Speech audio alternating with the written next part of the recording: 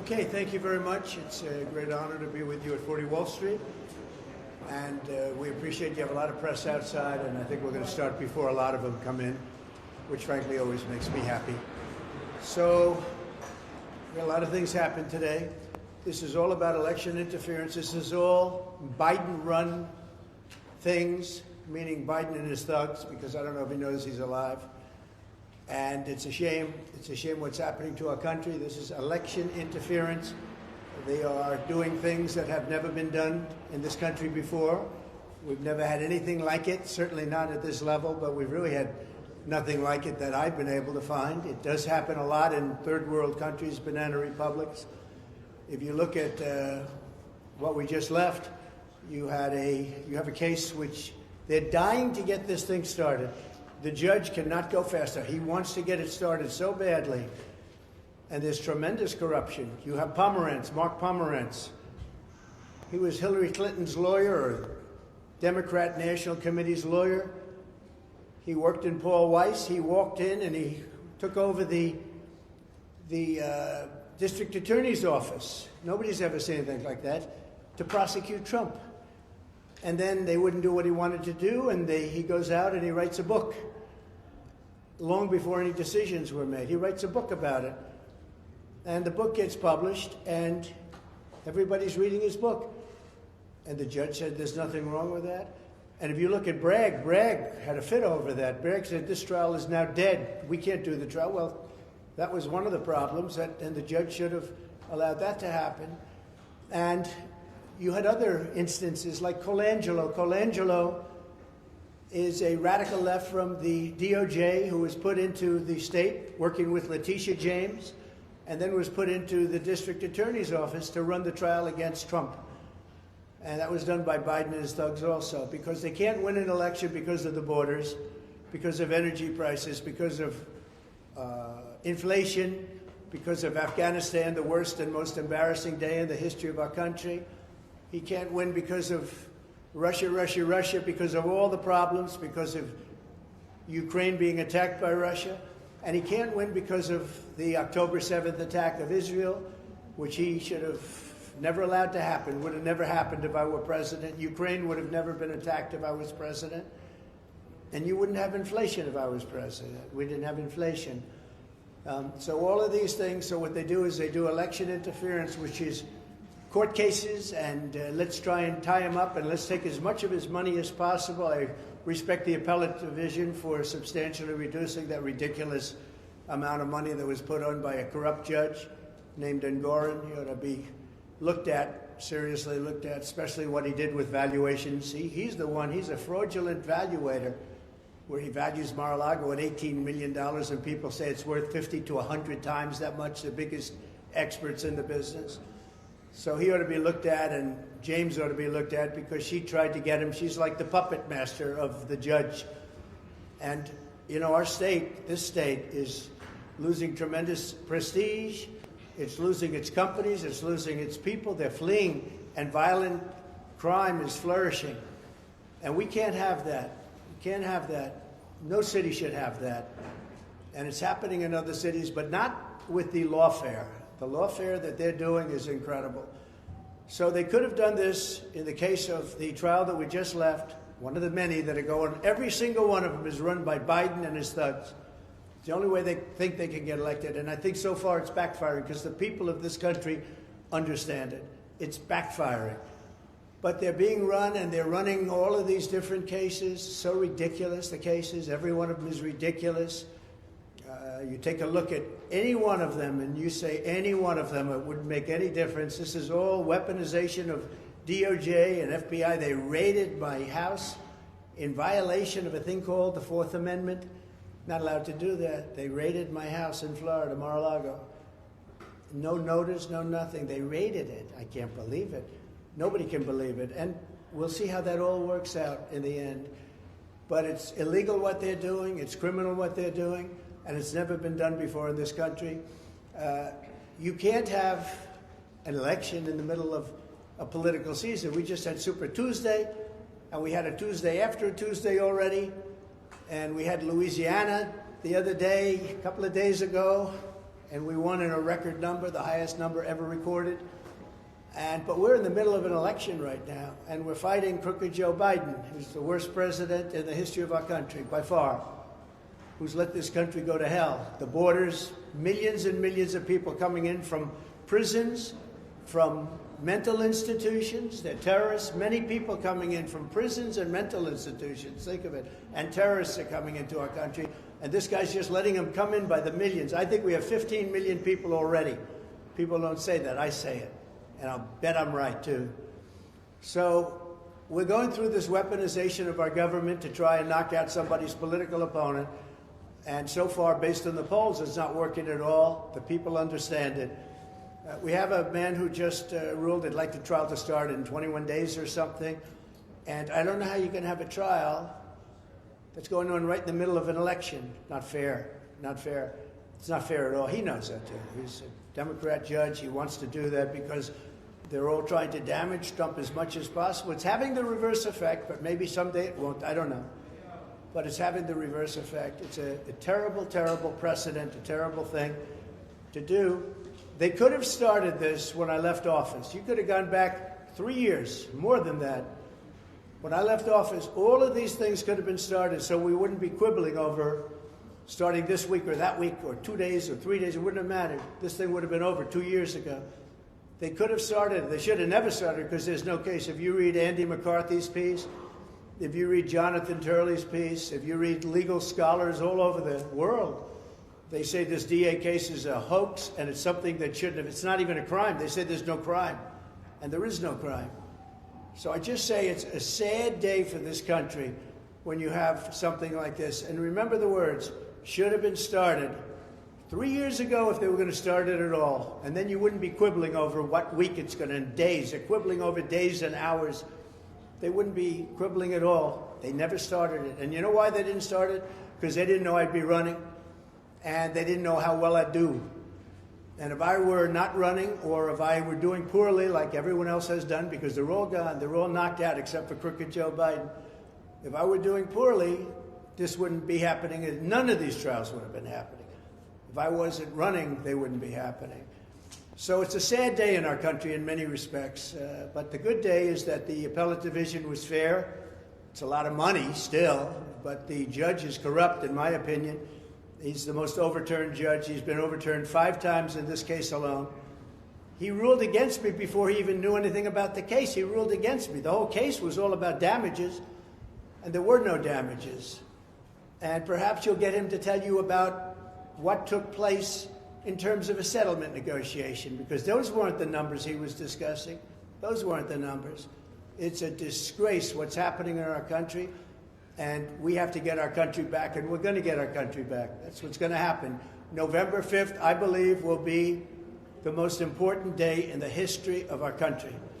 We'll get these people out of there, and we'll seal up the borders, and we'll, as I say, drill, baby, drill. We'll be drilling. We'll get energy costs down. We'll get rid of the ridiculous electric car mandate, so nobody's ever heard of anything so foolish and so stupid. And we'll bring crime back to law and order. We're going to get those words law and order back because our cities are a disaster.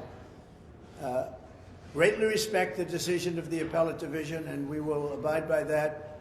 We'll put up cash or bond very quickly, securities, cash or bond, whatever it is. We'll put it up very quickly, and we'll win the case. Todd, maybe I'll have Todd say a couple of words, and then I'll have any questions or anything you want to ask. Okay, Todd, wherever you may be, please. Thank you, President Trump. So, as we said in court today, we very much believe that starting this trial in April, or even starting this trial at any point before the election, is completely unfair to President Trump. It's completely unfair to the American people who are evaluating who they want to be the next president. And we are going to continue to fight. We're going to continue to do everything that we can to defend President Trump in that courtroom. And like we said today, we believe that we have a tremendous amount of information now in our hands to help us do that. And in any event, we certainly feel as if the date that Judge Merchan held today, April 15th, is not a date we should go to trial, and we're going to continue to fight. And if you read the Andy McCarthy article, or Jonathan Turley, or many of the legals, I think almost every single one of them, that's not even a crime. We're being tried for something that's not even a crime. They say at most it's a misdemeanor, but there's no misdemeanor either. So we have violent criminals that are murdering people, killing people. We have drug dealers all over the place, and they go free and they can do whatever they want. But they go after Trump when there's not even a crime. And did you see the number of people were there? You had Colangelo, and behind him, and remember this, Colangelo was a DOJ guy. He's a Biden DOJ guy. Why is he in the Manhattan DA's office trying the case? That in itself is a conflict. He's in the Manhattan DA's office trying the case. I mean, that's called a conflict.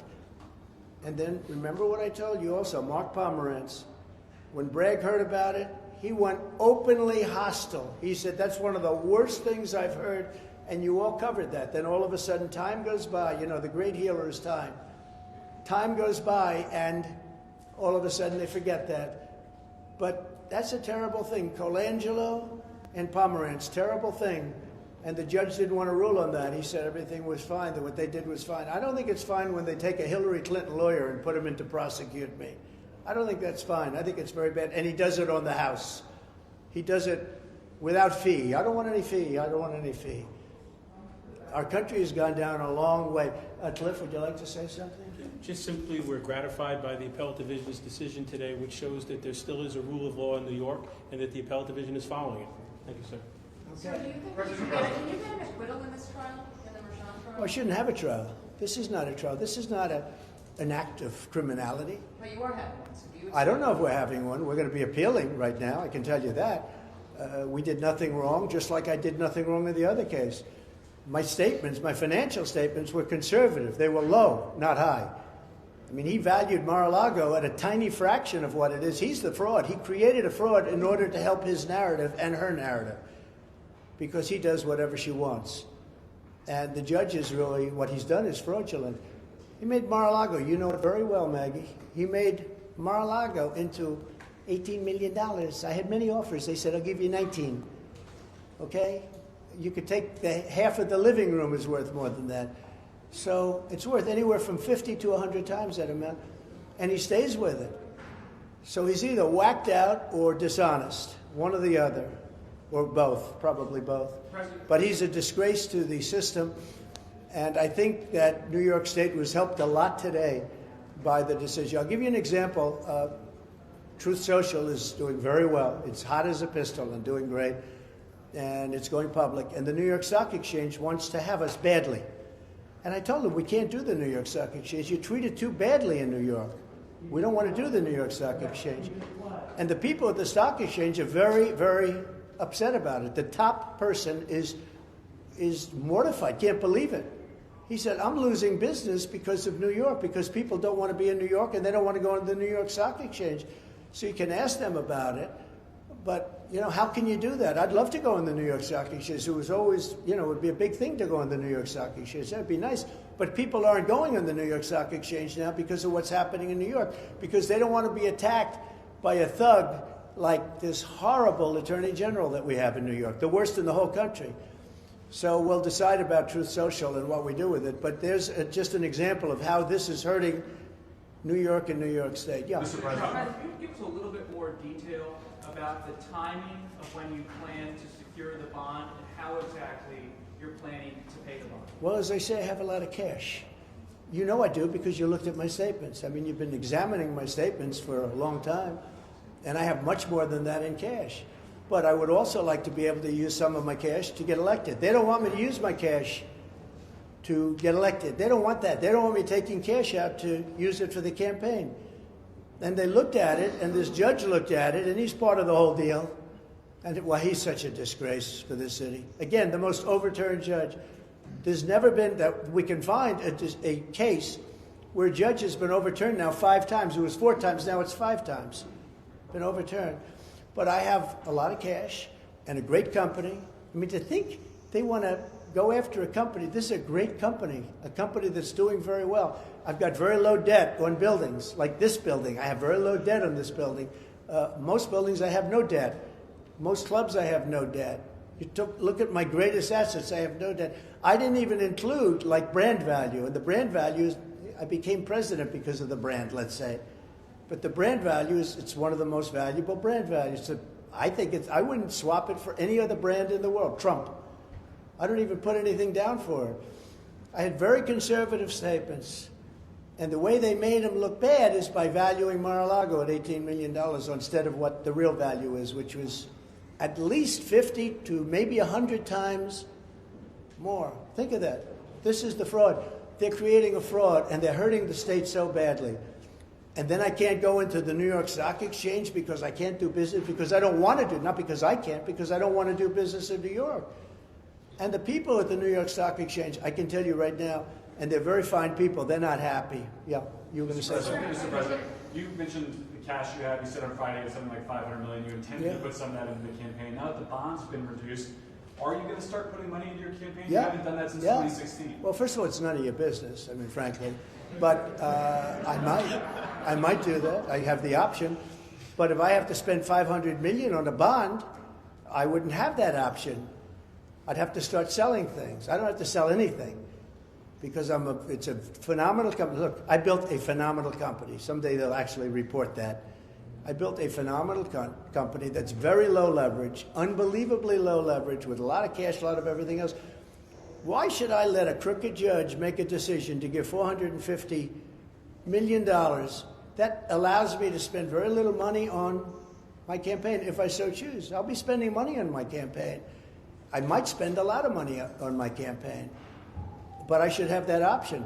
A crooked judge shouldn't say, we're going to have you post a bond and take all of that money that I could be spending on a campaign or other things if I want to do other things.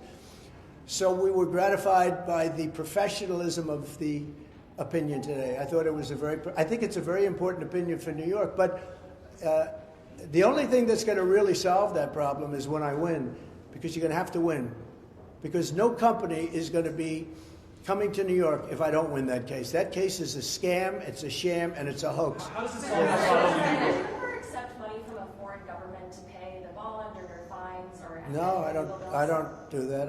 I think you'd be allowed to, possibly. I don't know. I mean, if you go borrow from a big bank, many of the banks are outside of this. As you know, the biggest banks, frankly, are outside of our country. So you could do that, but I don't need to borrow money. I have a lot of money. I built a great company, but I don't want to have a crooked judge named Engoron and a crooked, horrible, the worst, I would say without question, Attorney General in the country, the most obnoxious and the worst Attorney General in the whole country. And she did it for political reasons. Go back and take a look at her ads. We will stop Trump. Well, she knows nothing about me. I never heard of her. She was advertising, and she took ads in saying, we will stop Trump, we will stop him. Vicious. I said, boy, that's a bad one. Then I looked, she got elected. But then she tried to do it with the governor, and it didn't work. She went after the current governor, who's much more talented than she is. She went after the current governor. She was very nasty, and she polled at about 3%. She polled at nothing, and after 6 weeks or 7 weeks, she pulled out of the race. She ran for governor, on what she was doing to me. She thought that would work. It didn't work. I just think that it's very important that, this is a time when businesses have a choice to go to a lot of places, including other countries. They don't have to stay in our country, but they can certainly go also to a lot of other states. A lot of people going to Texas, Florida, Tennessee, North Carolina, a lot of South Carolina, and you have a lot of competition. You shouldn't be persecuting people that have done a great job. I paid $300 million approximately over the years in taxes here. $300 million. That's a lot of money. And you're going to lose those people that pay all that money, and you're not even going to have a state anymore. They just won't be able to do it. Yeah. Sir, but back to the trial here in 3 weeks. Do you plan to testify, and are you concerned? The which hearing?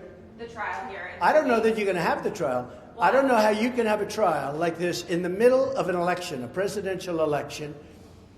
And this is a Biden trial. These are all Biden trials because Colangelo worked for Biden.